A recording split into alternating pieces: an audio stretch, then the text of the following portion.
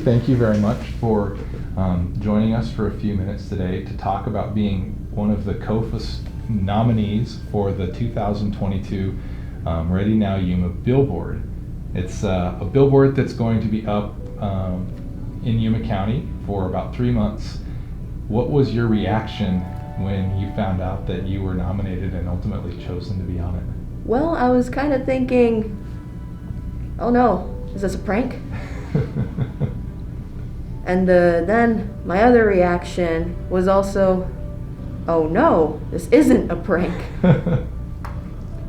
Was there a sense of it being pretty meaningful though that, and you by the way were nominated by more than one person, so there was a few people that you impacted on the campus in a very positive way. Oh, well, thank you to those people, I guess. And also yikes, but I think I'm grateful for the opportunity, definitely. Yeah, I've never done anything this big, ever. Well, you're well deserved. Trust me, from what I've heard from the counselors and teachers that have shared a little bit about you. I know one of your big areas of interest is science. Oh yes. Oh yes. And you want to talk a little bit about that and what role that's played in your career here at Kofa? I think science has probably been my biggest area of interest my entire life. I usually devote myself to studying really rigorously because that's one of the biggest symptoms of like autism spectrum disorder, and science as a whole has kind of been the biggest topic, but specifically astronomy and physics. That's where I really specialize, and that's how I met Mr. Coltman, probably my favorite teacher by far. Tell me a little bit about him. Why is he your favorite teacher? Well, he's probably the coolest guy on campus, that's for one. My freshman year, he dubbed me the Plasma Kid. I was asking my other teacher at that time a question about plasma, like the science stuff, of course. But she didn't know anything about, physics plasma, so she arranged a meeting with Mr. Coltman and I. So when I walked into the laboratory, he went, "Are you the Plasma Kid?" So that name stuck. It stuck, definitely. And I don't think I'd be as big on astrophysics as I am now if I hadn't taken regular physics class. I think Ciara she's a dedicated and tenacious student. Even when she makes mistakes, she goes back to try to figure out what was wrong. So she's always learning and putting herself forward. And that makes for the kind of student that you really want to have in a classroom. She's fun, she's always there, and she works really, really hard to get where she is. Especially with the class of 2022, just that idea of that tenacity and kind of hanging in there and getting done what you need to get done really represents the experience that our students have had over the last couple of years with the pandemic and all of that stuff, really kind of disrupting their learning. So that ability to hang in there and still get your work done, I think she's a great representation of that. So I know that that's an area of interest for you in the future as well. Can you share kind of what's next for you after high school?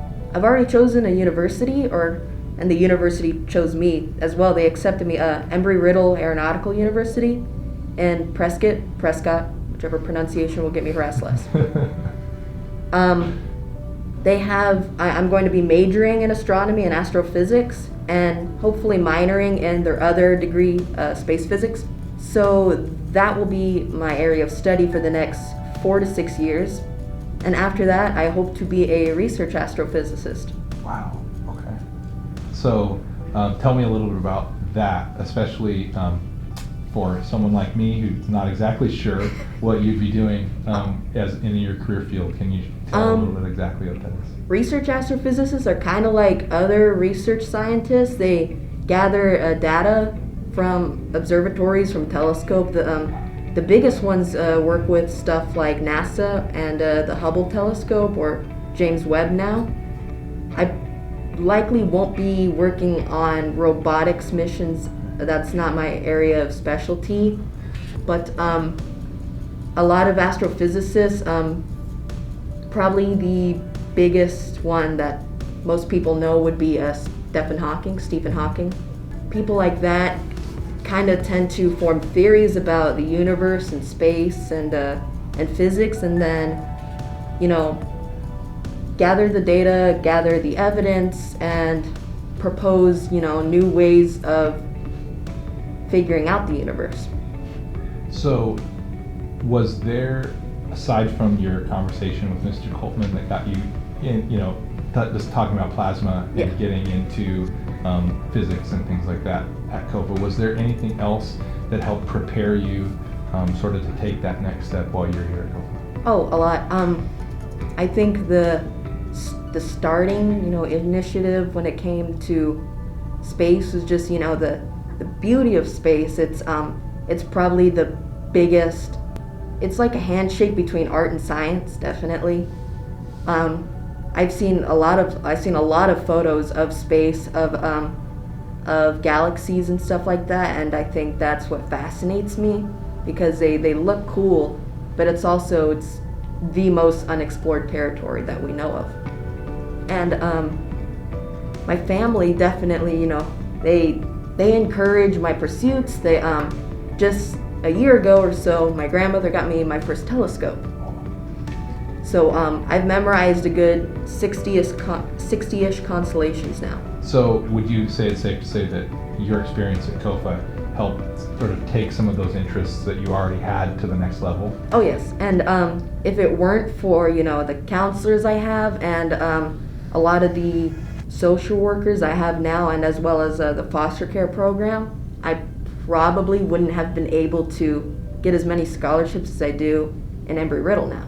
Wow. So the last question I have, sometimes it's the hardest one for people to answer.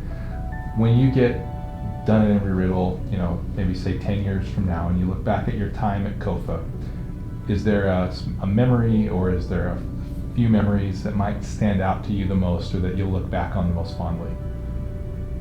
I think it's mostly experiences with teachers.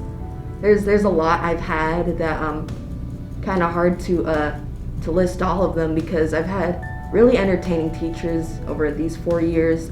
I've had some really cool discussions about many topics, as my automotive teacher would refer to me as a field expert on aliens. I'm not a field expert on aliens. But being dubbed things like the new Sheldon Cooper. It's a lot easier to be able to have good memories with all kinds of teachers, because I wasn't that kind of person that had a lot of friends. I wasn't very popular, so teachers were probably the people that I most had conversations with.